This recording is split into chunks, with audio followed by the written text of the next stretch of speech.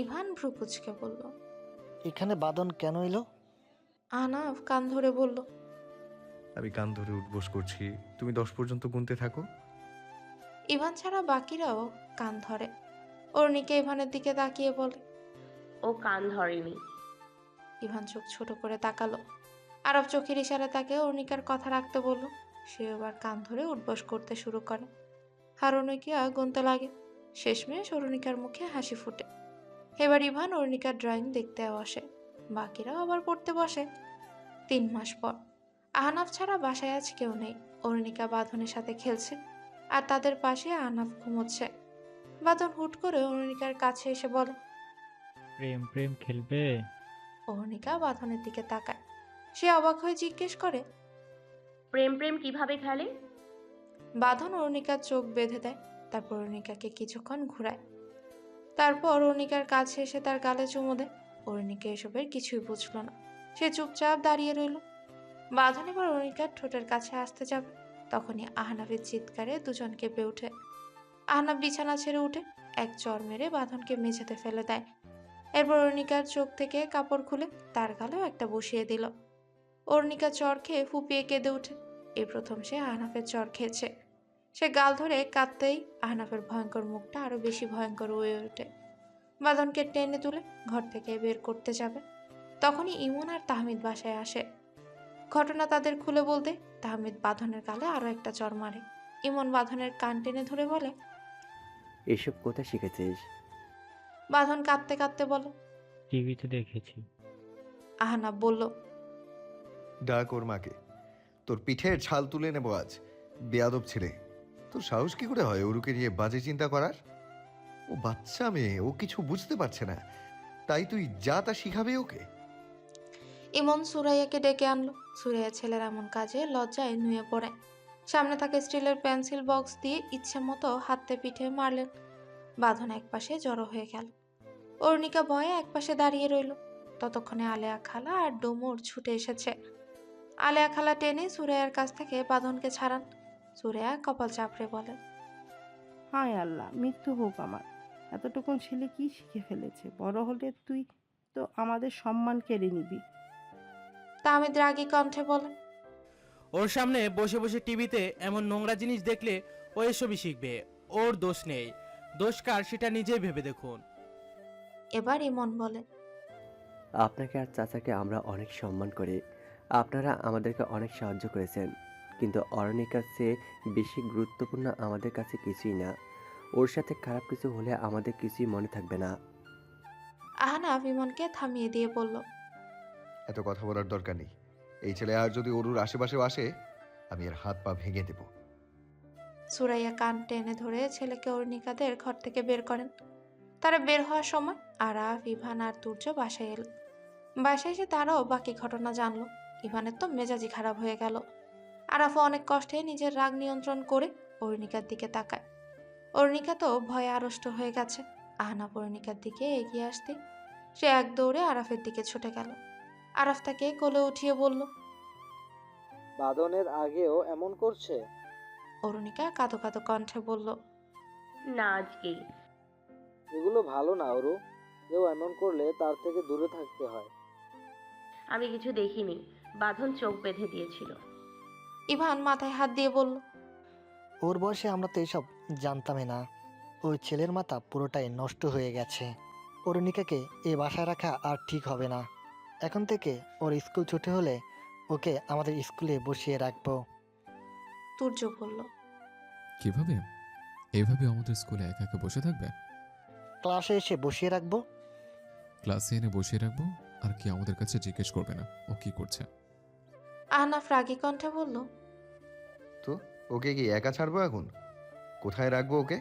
কোন জায়গাটা ওর জন্য নিরাপদ বল? অরুণিকার জন্য 6 জন এবার স্কুলে যাওয়ার সময়সূচি ভাগ করে নিল। প্রতিদিন 6 জনের মধ্যে একজন স্কুলে না গিয়ে অরুণিকাকে স্কুলে দিয়ে আসে, আবার নিয়েও আসে। আর যেদিন তাদের অবশ্যই স্কুলে উপস্থিত থাকতে হয়, সেদিন অরুণিকাকে দিয়ে আসার সময় স্কুলের স্টাফকে বলে আসে যাতে তারা না আসা পর্যন্ত অরুণিকা স্কুলেই থাকে। তাদের স্কুল ছুটির ব্যবধান 2 ঘন্টা। এই 2 ঘন্টা অরুণিকা তার স্কুলেই সময় পার করে। কখনো কখনো আরাফকে অরুণিকাকে তাদের স্কুলে নিয়ে এসে একটা ক্লাসরুমে বসিয়ে রাখে। শতাব্দীর বাবা আরাফদের স্কুলের শিক্ষক হয়, এটা নিয়ে কোনো অসুবিধা হয়নি। আজ আরাফ স্কুলে যায়নি। সে ছুটির পর অরুণিকাকে স্কুল থেকে আনতে গিয়ে দেখল অরুণিকা স্কুলের মাঠে তার বয়সী বাচ্চাদের সাথে দৌড়াচ্ছে। আরাফ তখনই তাকে ধরতে যাবে, অরুণিকা দৌড়ে একপাশে গিয়ে বলে, আরাফ, তুমি আমাকে ধরতে পারবে না। আরাফ অরুণিকাকে ধরার জন্য তার পিছু পিছু ছুটতে লাগলো। এদিকে অরুণিকা হাসছে আর দৌড়াচ্ছে। আরাফ অরুণিকার সাথে খেলছে, তার বেশ মজাই লাগছিল। কিন্তু হঠাৎ আরাফ থেমে গেল, তার মুখটা বিষণ্ণতায় ছেয়ে গেল, কানে বাজছে কয়েকটা বাক্য।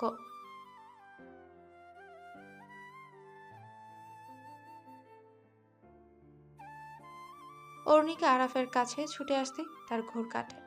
অরুণিকা বলে, আরাফ, তুমি খেলবে না আমার সাথে? আরাফ মুচকে হেসে বলে, অন্যদিন, আজ বাসায় চলো। অরুণিকা তার ব্যাগটা আরাফকে ধরিয়ে দেয়। আরাফ অরুণিকার হাত ধরে। রাস্তার ফুটপাত দিয়ে হাঁটছে 18 বছর বয়সী কিশোর, তার হাতের মুঠোয় আবদ্ধ 7 বছর বয়সী মেয়ে শিশুর হাত। ছেলেটির চোখে শূন্যতা, মেয়েটার চোখে উচ্ছ্বাস। ছেলেটার মন ভাঙা, মেয়েটার কোমল মন গড়তে শুরু করেছে। এই শূন্যতা, উচ্ছ্বাস আর ভাঙা গড়ার যোগসূত্রই তাদের বাঁচিয়ে রেখেছে। দ্বাদশ শ্রেণীর পরীক্ষা শেষ। তাহমিদ এখন ভালোভাবেই তার মিষ্টান্নবোধ সামলাতে পারছে। ব্যবসায় অধিক সময় দেওয়ায় তার জন্য ভালো একটা পথও খুলে গেছে। তার হাতে তৈরি মিষ্টি আর নাস্তা এখন আশেপাশের লোকদের কাছেও পরিচিত পেয়েছে। আর ভাগ্যক্রমে তার একটা রেস্টুরেন্টেও চাকরি হয়ে গেছে। রেস্টুরেন্টটি মধ্যমানের হওয়ায় মধ্যবিত্ত শ্রেণীর মানুষ, কলেজ পড়ুয়া ছাত্রছাত্রীদের সেখানে প্রতিদিন যাওয়া আসা হয়। আর তাহমিদের তৈরি নাস্তা সেই রেস্টুরেন্টটিকে আরও বেশি পরিচিত দিয়েছে। এদিকে আরাফ মেডিকেল কলেজে ভর্তির জন্য পড়াশোনা করছে, আর তাহমিদ, ইমন দুজনেই সিদ্ধান্ত ব্যবসা শিক্ষা বিভাগে ভর্তি হবে। তবে আপাতত তারা কয়েক মাস পড়াশোনা থেকে ছুটি নিয়েছে। এই ছুটিতে তাহমিদ তার রেস্টুরেন্টে সময় দিচ্ছে, আর ইমন একা একাই বিভিন্ন ব্যায়াম শিখছে। পাশাপাশি সে বিভিন্ন মহল্লার ফুটবল খেলায় অংশ নিচ্ছে। এদিকে তুর্যের পড়াশোনার প্রতি কোনো আগ্রহই নেই। তবুও ইভানের জোড়াজুড়িতে সে অর্থনীতি বিভাগে ভর্তি হয়েছে, আর ইভান ফার্মেসিতে আর অহানাফ ইঞ্জিনিয়ারিং বিভাগে ভর্তি হয়েছে। তবে আহানাফ পাশাপাশি কম্পিউটারের দোকানেও কাজ নিয়েছে। এর মধ্যে কয়েক মাসের জন্য সে যান্ত্রিক সমস্যার সমাধানের বিষয়ে প্রশিক্ষণ নিচ্ছে। সে মোটামুটি ব্যস্ত সময়ই পার করছে, তবে তার এই ব্যস্ততা যদি একদমই বুঝতে চাইছে না। যদিও আহনাফের পক্ষ থেকে জ্যোতি এখন তার বন্ধু, কিন্তু জ্যোতি এই সম্পর্কে বেশি দুর্বল হয়ে পড়ছে।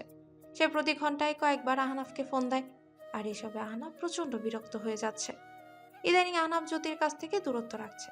তবে যতই সে দূরত্ব রাখার চেষ্টা করছে, জ্যোতি ততই আহনাফের কাছে আসতে চাইছে। এমনকি সে মাঝে মাঝে বাসায় এসে কান্নাকাটি শুরু করে দেয়। তুর্যের রিকি দ্য স্টার ইউটিউব চ্যানেলটি এখন খুবই পরিচিত পেয়েছে। মাসে সে এখন 20,000 টাকা আয় করছে। এই টাকা দিয়ে সে অরুণিকার পড়াশোনার পুরো খরচ বহন করছে। বর্তমানে তাহমিদ আর তুর্যই বাকিদের তুলনায় বেশি আয় করছে। অন্যদিকে ইমন আর মাওসিয়াতের বন্ধুত্ব আগের মতো থাকলেও এবার ইভানের সাথে মাওসিয়াতের সম্পর্কটা বেশি ঘনিষ্ঠ হয়ে গেছে। ইভানের আগে তার পক্ষ থেকে মাওসিয়াতের সাথে এতটা ঘনিষ্ঠ হয়নি। তবে উচ্চ মাধ্যমিক পরীক্ষার পর ইভান মাওসিয়াতের সাথে বেশি সময় পার করছে, কারণ তারা দুজনেই ফার্মেসিতে ভর্তি হয়েছে। তবে ইমন এই ব্যাপারে মনে মনে ক্ষিপ্ত, যদিও সে ইচ্ছে করে ফার্মেসিতে ভর্তি হয়নি, কারণ তার সেই বিষয়ে পড়াশোনা করার কোনো ইচ্ছেই ছিল না। তার ছোটবেলা থেকে ইচ্ছে ছিল ফুটবলার হওয়া। পাশাপাশি সে তাদের পারিবারিক ব্যবসাটাও সামলাবে। তার বাবারও সেই ইচ্ছে ছিল, কারণ ইভানের ব্যবসায় কোনো আগ্রহ ছিল না। আজ মাউসিয়া তার ইভান একসাথে বাসায় ফিরছিল, তখনই ইমন তাদের রাস্তায় দেখে। বাসায় এসে ইমন ইভানের উপর রেগে যায়, খুব চেঁচিয়ে বলতে লাগে, ভাই, তুই জানিস আমি মাউসিয়াতকে পছন্দ করি, তবু তুই ওর সাথে কেন ঘোরাঘুরি করছিস? ইভান অবাক হয়ে বলে, তুই কি পাগল হয়ে গেছিস? ও আমার ক্লাসমেট। ও বাসায় আসার সময় পরে, তাই আমি ওকে নামিয়ে দিয়েছিলাম। আমিও দেখেছি তোরা কিভাবে হাসাহাসি করছিলি। তুর্য ইমনকে থামিয়ে দিয়ে বলে, ইমন, তুই খুব সিরিয়াস হয়ে যাচ্ছিস। আমি চাই না তোরা দুই ভাই ওই মেয়েটার জন্য ঝগড়াঝাটি কর। কি আছে ওর মধ্যে? ইভান তুর্যের দিকে ক্ষুদ্র দৃষ্টিতে তাকিয়ে বলে, ঝগড়াঝাটি করার প্রশ্নই আসে না। মাসিয়া শুধু আমার ক্লাসমেট। আমরা একই সাথে 2 ক্লাস শেষ করেছি। এরপর স্কুলের কোনো বন্ধুই আমার সাথে ফার্মেসিতে ভর্তি হয়নি, তাই ওর সাথে বেশি আমার কথাবার্তা হয়। ইনফ্যাক্ট আমরা খুব ভালো বন্ধুও হয়েছি, কিন্তু এখানে ওকে পছন্দ করার প্রশ্নেই আসে না। ইমন ইভানের কথা শুনে কিছুটা শান্ত হলো। তারপর মলিন মুখে বলল, ও তো এখন আমার সাথে কথা বলে না। ও তোর কথা প্রতিদিন জিজ্ঞাসা করে, বাসা আসার সময় পায় না, হয়তো তোর সাথে দেখা করতো। আচ্ছা, এই কথা তুই আমাকে কেন বলিসনি? ইমন, আমি ক্লাস থেকে এসে টিউশন করাতে যাই, আমার মনেই থাকে না এসব। আর আজকাল তো আমরা কেউ আড্ডা দেওয়ার সময়ই পাই না, এখন এসব মনে করার সময় কি আমাদের আছে? এবার আহানাব বলে, তোরা প্রেম ভালোবাসা নিয়ে পড়ে আছিস, এখন এই সময়টা শুধু নিজেকে নিয়ে ভাবার সময়।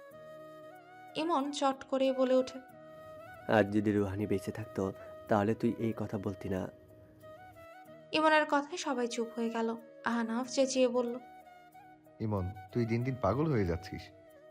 আরাফ ঘর থেকে বেরিয়ে গেলে তখনই সে শতাব্দীর মুখোমুখি হলো। শতাব্দী তাকে দেখেই বলে, আরাফ, কি হয়েছে তোমার? কিছু না। শতাব্দী আরাফের পিছু পিছু এসে বলে। বলো, কি হয়েছে? তাহমিদ শতাব্দীর হাত ধরতে এসে পেছনে ফিরে তাকালো। তাহমিদ তাকে ইশারায় চলে যেতে বলল। এরপর আহনাফ আর তাহমিদ অনেকক্ষণ আরাফের পাশে বসেছিল। নীরবতা ভেঙে তাহমিদ বলল, রোহানের মৃত্যুর অনেক বছর পার হয়ে গেছে। আমাদের বয়স তখন মাত্র 12-13 ছিল। তুই এখনো ওকে নিয়ে ভাবিস, ওর জন্য কষ্ট পাস? আরাফ কাপা কণ্ঠে বলে। সেদিন আমার জন্যই ওর সাথে এত বড় দুর্ঘটনা ঘটেছিল। আহনাফ বলল, এখানে তোর দোষ নেই। আমারই দোষ ছিল।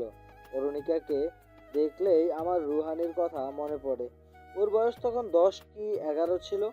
ওর মুখটা আমাদের অরুণিকার মতোই মায়াবী ছিল। স্কুল ছুটির পর ওর সাথেই খেলতাম। ও আমাকে দেখে লজ্জায় নুইয়ে পড়তো। এটা ভালোবাসা ছিল না, এটা ভালো লাগা ছিল। আমার পক্ষ থেকেও তাই ছিল। সব মেয়েদের ভিড়ে ওকেই আমার চোখে পড়তো। তারপর বন্ধুত্ব। ওই আমার প্রথম মেয়ে বান্ধবী। আমরা একসাথে খেলতাম, বাসায় ফিরতাম। আমি মনে থেকেই ভালোবাসার জায়গা দিয়ে ফেলেছিলাম। কিন্তু সেদিন সন্ধ্যায় যা হয়েছিল তা আমি কখনোই ভুলবো না। আরাফ চোখ বন্ধ করতে তার সে অতীতটা মনে পড়ে গেল। কিন্তু আরাফ সেই ঘটনা আর মনে করতে চাইছে না। সে বসা থেকে দাঁড়িয়ে গেল। বাসায় এসে আবারও পড়তে বসে। ইমন আরাফের কাছে ক্ষমা চাইল। আরাফ মলিন হেসে বলে, রুহানি আর মাওসিয়াত সম্পূর্ণ আলাদা। মাওসিয়াত তোর ভালো লাগার মানুষ, আর আমি রুহানির অপরাধী। গোসল সেরে ওয়াশরুম থেকে বের হয়ে মাথা মুছছিল আহনাফ। অরুণিকা তাকে দেখে চোখে হাত দিয়ে হাসতে লাগলো। আহনাফ তার দিকে তাকিয়ে বলে, এভাবে খিলখিল করছো কেন? তুমি জামা পরোনি কেন? তোমার তো একদমই লজ্জা নেই। আহনাফ ধমক দিয়ে বলল, এই ছেড়ে পাকা মেয়ে, তুমি আমাকে জ্ঞান দিচ্ছ? সরো এখান থেকে। আহনাফ মুখে প্রকাশ না করলেও অরুণিকার কথায় সে লজ্জা পেয়েছে। এখন থেকে তাকে এই বিষয়টা খেয়াল রাখতে হবে। যদিও এটা পুরুষদের জন্য স্বাভাবিক বিষয়, তবে অরুণিকা যেহেতু এটাকে অস্বাভাবিক ভাবছে, তার সেই ভাবনাটা মিথ্যে প্রমাণ না করাই ভালো। এভাবে তো সে নিজেকে আলাদা করতে শিখবে আর বুঝতে শিখবে কোনটা দৃষ্টিকটু আর কোনটা ভালো।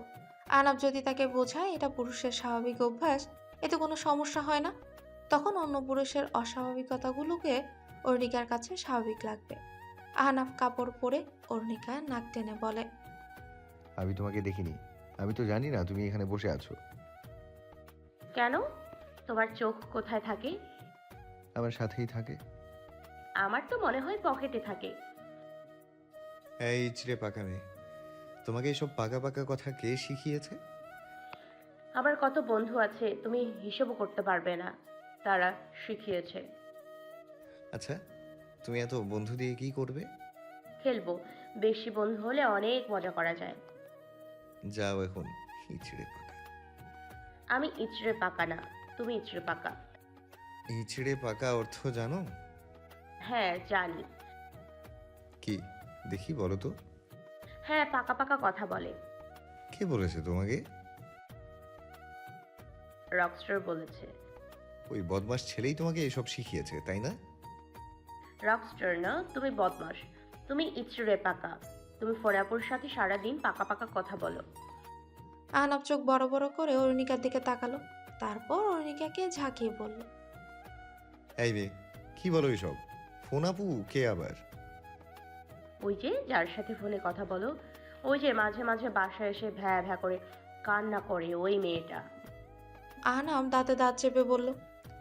আমি ওর সাথে পাকা পাকা কথা বলি, এই কথা তোমাকে কে বলেছে? অরুণিকা মুখ বাঁকিয়ে বলল। বলবো না। না বললে চটকানি দেব। রকস্টার আর ইমন বলেছে। আহনা বিড়বিড় করে বলল। এই দুইটার আর তো কোনো কাজ নেই, সারাদিন আমার পেছনেই লেগে থাকবে। এদিকে মাউসি আজ সন্ধ্যায় ফোনে ইভানের ছবি দেখছে। ছবি দেখে সে আনমনেই হাসছে। স্কুলের চেয়ে এখন কলেজে উঠেই যেন সে ইভানের অনেকটাই কাছাকাছি এসেছে। ইভানও এখন তাকে অনেক সময় দেয়, তবে সে জানে না এই অনুভূতির নাম কি। তার ইভানকে নিয়ে ভাবতে ভালো লাগে। তার সাথে যত সময় কাটায় মনে হয় কম হয়েছে। এই অনুভূতির কোনো নাম না থাকুক, তবুও সে ইভানকে এভাবে অনুভব করতে চায়। এদিকে রাতে ভাত খাওয়ার সময় অরুণিকা মুখে হাত দিয়ে বসে রয়। কোনোভাবেই সে ভাত খাবে না। তার চোখ দিয়ে টপ টপ করে পানি পড়ছে। তার কান্না করার কারণটাও কেউ বুঝতে পারছে না। আরাফ তার কাছে এসে মুখ থেকে হাত সরিয়ে দিয়ে বলে। অরু, বলো আমাকে কি হয়েছে তোমার? অরুণিকা ফুপিয়ে কেঁদে উঠল। ইভান বলল। ড্রামা কুইং, ওর কিছুই হয়নি। নাটক করতেই ওর বেশি ভালো লাগে। তামিদ বিরক্ত হয়ে বলল। খাওয়ার সময় পার হয়ে যাচ্ছে, অরুণিকা চুপচাপ খেয়ে নাও। তুর্য ভ্রু কুচকে বলল। ভাই, তোরা তো অদ্ভুত কেন? ওর নিজ থেকে যেটা হয়েছে, নয়তো এইভাবে তো আগে কখনো কান্না করেনি। আহনাব বাটির ঢাকনা উল্টে তুর্যকে বলে। সবজি দেখে কাঁদছে, তাকে মাছ আর সবজি দিয়েই আজ খেতে হবে। অরুণিকা ফুপিয়ে কেঁদে মাথা নাড়ায়। আরাফ বলল। বলো অরু। অরুণিকা দাঁত দেখিয়ে বলে। দাঁতে ব্যথা করছে। আরাফ অরুণিকার দাঁত দেখে বলে। আরে দাঁত পড়বে, এখানে কান্না করার কি আছে? ইমন খাওয়া ছেড়ে উঠে বলে। আমি ওর দাঁত ফেলবো। অরুণিকা দৌড়ে উঠে গেল। ইমন বলল। বাচ্চা, তুমি ইমনের হাত থেকে পালাতে পারবে না। ফুটবলের মতো জোরে একটা কিক দেবো আঙ্গুল দিয়ে, তোমার দাঁত হবে বল, আমার আঙ্গুলগুলো হবে পা। দেবো একটা কিক, অমনি টপ করে নিচে পড়ে যাবে। ইভান ইমনের কান টেনে দিয়ে বলল। তোর দাঁত ফেলার ব্যাখ্যা শুনে ও আর এই জন্মে তোর কাছে দাঁত ফেলাবে না। দেখা যাক। অরুণিকা দৌড়ে আরাফের পেছনে নিজেকে আড়াল করে বলে। আমি দাঁত ফেলবো না, এটা আমার দাঁত। ও কেন ফেলবে? ইভান বলে। ওর সাহস নেই তোমার দাঁত ফেলার। কথাটা বলে অরুণিকার কাছে এসে বলে। ডাক্তার একটা ওষুধ দিবে, ওটা খেলে দাঁত আবার শক্ত হয়ে যাবে। অরুণিকা ইভানের দিকে তাকিয়ে বলল। সত্যি? হ্যাঁ সত্যি, দেখি তো কেমন হয়েছে। আরাফ বলল। হ্যাঁ অরু, দেখাও তো একটু। অরুণিকা হা করতে ইভান এক টান দিয়ে দাঁতটা ফেলে দিল। ব্যাস, অরুণিকা তার সব শক্তি দিয়ে ইভানকে ইচ্ছে মতো ঘুষি মারল, আর আরাফকে খামচি দিল। তুর্য সেই সুযোগে অরুণিকার মুখ পরিষ্কার করিয়ে দিল। আহনাফ তা দেখে বলল। এই বেটা সব সময় কোনো কাজ না করেই অরুর প্রিয় হয়ে যায়। পড়াবে ইভান, খাওয়াবে তাহমিদ, তার বাকি কাজ করবে আরাফ, আর তার প্রিয় রকস্টার। তুর্য কলার নাচিয়ে বলল।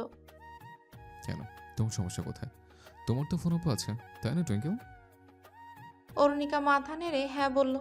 আহনাফ চোখ ছোট করে তুর্যের দিকে তাকিয়ে বলল। তুর্যের দিকে ছলছল চোখে তাকিয়ে আছে অরুণিকা। তুর্য চুপচাপ মেঝেতে হাঁটু ফেলে বসে আছে। বাকিরা একবার অরুণিকাকে দেখছে, তো আরেকবার তুর্যকে। তুর্যের গিটার নিয়ে খেলতে গিয়ে অরুণিকা গিটারের সব তার ছেড়ে দিয়েছে, তাই তুর্য তাকে অনেক বকা দিয়েছে। এর আগে অরুণিকা কখনো তুর্যের বকা খায়নি, আর তুর্য তার টুইঙ্কেলকে ধমক দিয়ে কিছুই বলেনি। তাই অরুণিকা তুর্যের সাথে অভিমান করে বসে আছে, কিন্তু তুর্য তার অভিমান ভাঙাতে যায়নি। অরুণিকা আরাফের কাছে গিয়ে বলে। আরাফ, আমি রকস্টারের সাথে কথা বলবো না, ও আমাকে বকা দিয়েছে। আরাফ বলে। তোমাকে বারণ করার পরও তুমি গিটার নিয়ে কেন খেলছিলে? অরুণিকা চুপ করে রইল। এবার ইভান বলল। এই মেয়ে কি এক মিনিটও শান্ত হয়ে বসে থাকে? সারাদিন এটা ওটা নিয়ে গুতুগুতি করবে। ব্যাস, এখন সবগুলো তারই ছিঁড়ে ফেলেছে। এই মেয়ে কি জানে ও শুধু তুর্যর